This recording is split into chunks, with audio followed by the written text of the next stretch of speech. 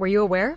In addition to being sentenced to life in prison for the death of Lil Baby, it was revealed that Lil Durk is now implicated in the cases of Stefan Mack and OTF Jam's baby mama. Durk's connection: he is accused of being responsible for the death of Stefan Mack in a Chicago funeral. It is thought that Mack was targeted as retaliation for the death of Durk's brother D on January 27, 2022. Although he has not been charged, he is mentioned in recently unsealed documents prior to his detention hearing today. The courtroom also disclosed an Instagram story that Durk shared, which reads "For D Thing" and was posted 30 minutes after Stefan Mack passed. The next day, Durk even cracked a joke on his Instagram Live. "I see you from a mile away, and I don't think people realize that I could have a conversation with you for 5 seconds and know you're going to cooperate." Hey, people said SLA, but the death of OTF Jam's baby mama is the one to be afraid of. Did you know she was singled out because Durk already knew Jam was up to something with the feds? Durk has been playing 3D chess the entire time. Even in Durk's tone, you can tell he's upset about Jam snitching on him. Durk went on to say that he no longer lets his friends know where he lives because he wasn't willing to risk anything and lock down any information circulating. "It's people like that I just don't let around my girl and my kids because it's like I'm just a different type. No one is ever allowed to my house, not even my best friend, who has ever been there for real. I'm not the have fin night at Durk house tonight, it's the everybody at DKCRI we got to everybody getting watch everybody hey you go too hey they go too close to them kids you know to do like that's how I play like I don't play." However, Durk found out about Jam telling on him too late cause this Instagram Live was revealed that shows Jam adjusting the wire he was wearing with Durk as he constantly touched his jacket and whispered in it, making sure it was connected. "I ate Lee like back in the day I'm going lie man hey when I was gr up ar to who hap to dare all that hooing on the end got your true," because in the following weeks after finding out about Jam informing on Durk, it was reported over 230 gigs of digital evidence is being processed for discovery, which includes audio recordings, surveillance footage, and 20,000 pages of reports, with most of the files being Jam's recordings. It was wild to learn that Jam is the same guy that Durk gifted $50,000 to after he was released from prison, named Steady CR, the milk that see that baby. You guys hold your babies, don't you? I have to hold my money like this up there because it's too crazy. Do something like, "We're winning bro, I can do whatever I want to do. I can do what I want, I can do what I want. You know how you did all how many years I did it now. Yeah, last be 12, that boy popped out 12 years, so much money.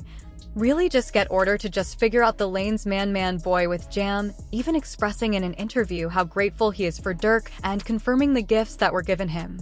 12 years flat, 12 years did my time ain't told on nobody, ain't no on my name like how did you even get linked in with a just OTF music? Period, we up together, this ain't no people I met now I knew them like I'm saying this no cause he's super solid like you know what I'm saying." He said Jam get out that Jam and give him 50, he ain't got to ask again bro, like you know what I'm saying he ain't got to ask. He said he gave you 50 bro, you know what I'm saying. It's rumored the feds looked into Durk being the lead man of PB's passing after Brick Baby spoke publicly saying you can't say Durk never slid for King Vav anymore because they got Lil Baby, cause once Durk was arrested Brick Baby was on live stream and he'd react to his old interview where he says it, making it look like he could have drawn federal attention to Durk's name. But was this an attempted hit or say that no more than they put you that like you can't say that no more oh cause of FG Cash talking about who federal charges in California cause Little P, so this is about the oh what's the but I'm just saying they just say you can't say that no more. But with people snitching on Durk, it made him angry as Durk decided to send his goons after OTF Jam in return, with reports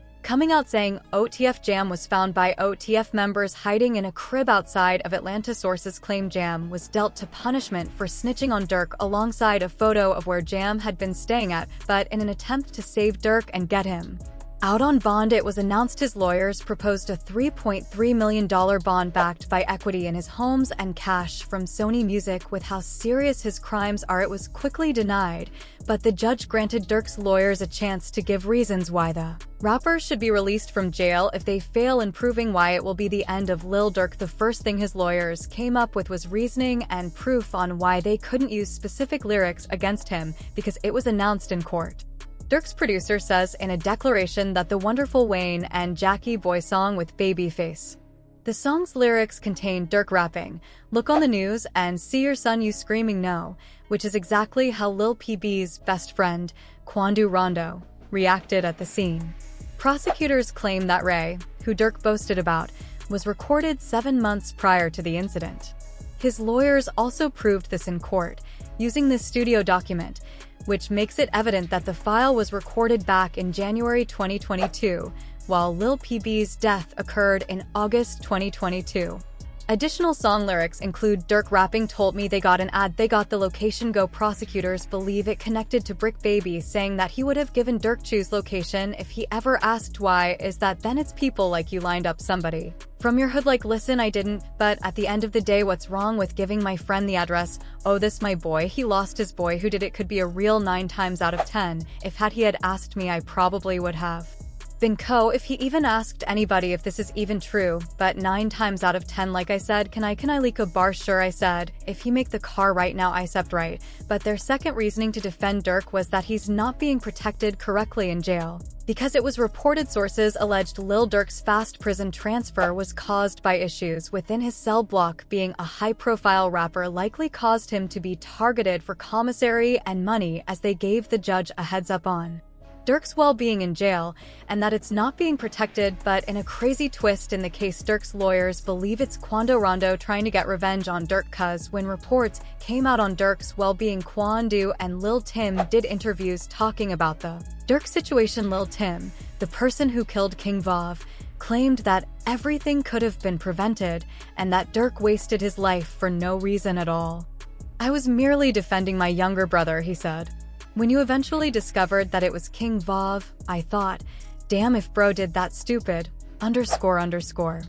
Last night his still would have been alive, that's how it was. But I was like, I know the type person I am, like I'm a humble person, I ain't no disrespect to like his mama saying like that, cause I could easily get on that type of stuff and be clout chasing type, like I ain't on that type, I'm a humble person. But it's like they ain't never popped that off, that would have never happened like that." But this led to Quando saying something similar, but mentioned how Durk has family and responsibilities that he just left for themselves. "He whoever on my side, they got kids and a mama that 100% love them, and at the end of the day, bro, all this bull that we talking about is stupid. That could have been handled a totally different way. It could have handled to the point where a song and $34 million could have came out or whatever, like they could have got handled in a legit way, in an music way." And with Durk getting into altercation in the better cell block, they have now moved him to another one with even worse conditions, as we heard Charleston White talk about it and said how it's similar to Y and a Melly situation and that they don't deserve good jail lives, even though the YMWM. "I'm so happy that he and the jail are being mistreated." Yes, I'm so happy that he and the jail are being mistreated. However, when it came time for the prosecutors to present more evidence against Durk, they demonstrated that there was a long-standing connection between King Vav and the men who took Lil PAB. This security footage links them back to before King Vav passed away, giving them a clear motive to exact revenge on Vav while being paid by Durk to do it alone. "You're good, my boy. It got real in here because he just stepped in, the money man stepped in." Even DJ Academics is laying out timelines of the crimes Durk is involved in, as well as when his album was released, which makes sense when you consider why the album was titled Almost Heamed. 2020, his sibling passes away in 2022. When his brother is applauded, at least one of their cousins gets clapped. In 2023, he releases an album. If you ever consider it, Chad, I'm practically healed. It's like poetic 2020-2021 is brother 2022, and you get back for both of those circumstances. 2023, I'm almost healed. Crazy how rumors also came out about more members snitching against Durk, but OTF Bezu came out and calmed everyone down. Don't know what's going on, but them people that's in them courtrooms, man, for real, don't be false accusations. Y'all don't even know what to be going on for real. Y'all really be trying to play Inspect the Gadget and all this. Y'all just be weird, as that's what I be talking about, man. Like, first y'all THRE the jams broomers out there, now y'all talking about funny, a snitch gang a snitch on what y'all don't even really know what's going on for real. My kids, y'all really just be running, and that's why I don't participate, and nothing that got to do with nothing illegal, cause you mother y'all be trying to get a put under the jail even. Durk took matters into his own hands and made a call from a jail phone. His voice was steady, firm and unwavering. He knew the importance of this moment. Everyone was watching, listening, waiting for a sign of weakness. But Durk was not about to give them that satisfaction. The cold metal of the phone pressed against his ear as the automated voice came through first, reminding both parties that this was a monitored call. Durk did not flinch. He was used to pressure, used to having eyes on him at all times. This was just another test, and he was ready for it. "This call is from a federal prison," the mechanical voice announced before the line fully connected. On the other end, BR picked up almost immediately. Durk could hear background noise, distant conversations, and laughter, a reminder that life outside was still moving forward without him. "BR," Durk said, his tone calm but carrying weight. I know. BR responded before Durk could even say more. "You good, bro? If you need anything, you know I got you." Yeah. Durk nodded to himself. "I know how that be, bro." He took a breath, steadying himself. "Ain't nobody moving funny. Everybody's still standing strong." "Good," BR said firmly.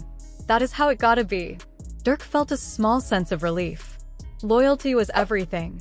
As long as his people stayed solid, he could handle whatever came next.